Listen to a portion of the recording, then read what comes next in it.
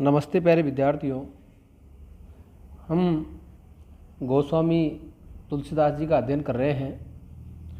पूर्व वीडियो में हमने तुलसीदास जी की रचनाएं रामचरितमानस, विनय पत्रिका, कवितावली, गीतावली, दोहावली और बरवे रामायण का अध्ययन कर लिया है।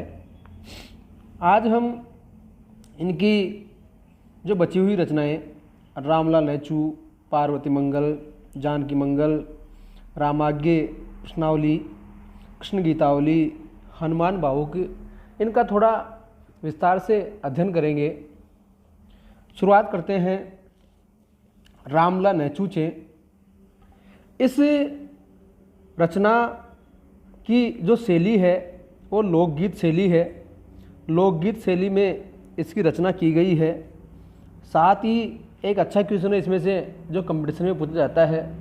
इसमें सोहर छंद का प्रयोग तुलसीदास जी ने किया है। ये अच्छी तरह आपको याद रखना है प्यारे विद्यार्थियों कि रामला नेचू जो रचना है उसमें किस छंद का प्रयोग हुआ है। उसमें सोहर छंद का प्रयोग तुलसीदास जी ने किया है। भगवान श्री राम के अवतार के जो नेचू है उसी का वर्णन इस रचना में किया गया है। नेचू जो क्या है ये आपके माइंड में चल रहा होगा। नेचू क्या है? नेचू नख काटने की एक रीति है। नख यानी नाखून काटने की जो रीति है, नख, उसको नेचू कहा जाता है। भगवान श्री राम के अवतार के नेचू का ही इस रचना में वर्णन किया गया है। अगली रचना पार्वती मंगल। ये एक खंड काव्य है। इस खंड काव्य में शिव पार्वती के विवाह के 164 छंद है। 164 छंदों में भगवान शिव और माता पार्वती के विवाह का वर्णन इस रचना में तुलसीदास जी ने किया है।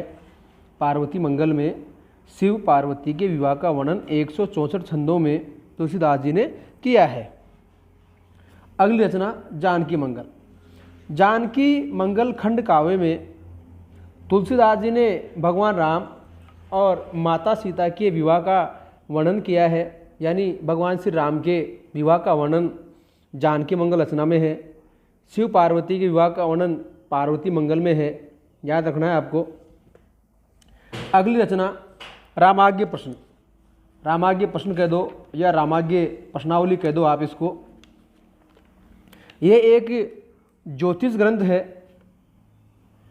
इस ज्योतिष ग्रंथ में शुभ और अशुभ जो फल है उसी के विचार के लिए तुलसीदास जी ने इसकी रचना की थी। शुभ अशुभ फल विचार के लिए तुलसीदास जी ने रामाज्ञे प्रश्नावली की जो ज्योतिष ग्रंथ है उसकी रचना की थी। इसकी रचना उन्होंने दोहों में की है। साथ ही 7 सर्गों में इस रचना के प्रत्येक सर्ग में 7 जो सप्तक है उसकी रचना की गई है। 7 सर्ग है और 7 सर्ग के भी प्रत्येक सर्ग में 7 सप्तक है। अच्छा क्वेश्चन है। और ये माना जाता है कि इसकी रचना तुलसीदास जी ने 6 घंटे में की थी। 6 घंटे में तुलसीदास जी ने रामाज्ञे प्रश्नावली की रचना की थी। अगली रचना कृष्ण गीतावली।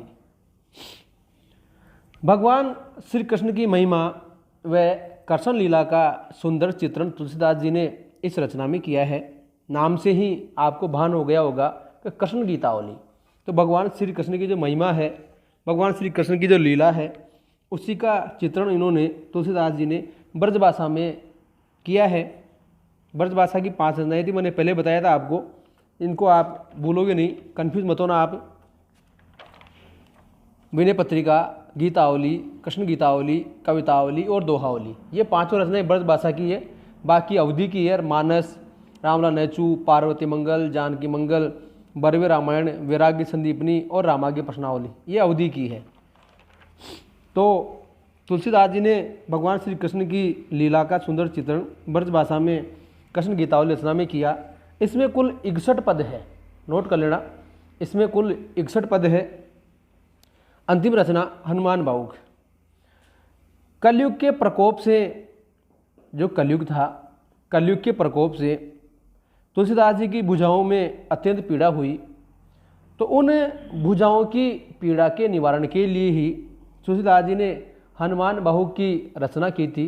अच्छा क्वेश्चन है, नोट कर लेना कि तुलसीदास जी ने अपनी जो भुजाएं हैं उनकी पीड़ा के निवारण के लिए किस की रचना की, तो वो रचना का है नाम है हनुमान बाहु, उसकी रचना इन्होंने की थी। तो प्यारे विद्यार्थियों, इनकी जो रचनाएं थी उनका हमने थोड़ा थोड़ा अध्ययन इन सब वीडियो में कर लिया है। अगले वीडियो में तुलसीदास जी के बारे में थोड़ा और मैं आपको विस्तार से बताऊंगा। धन्यवाद।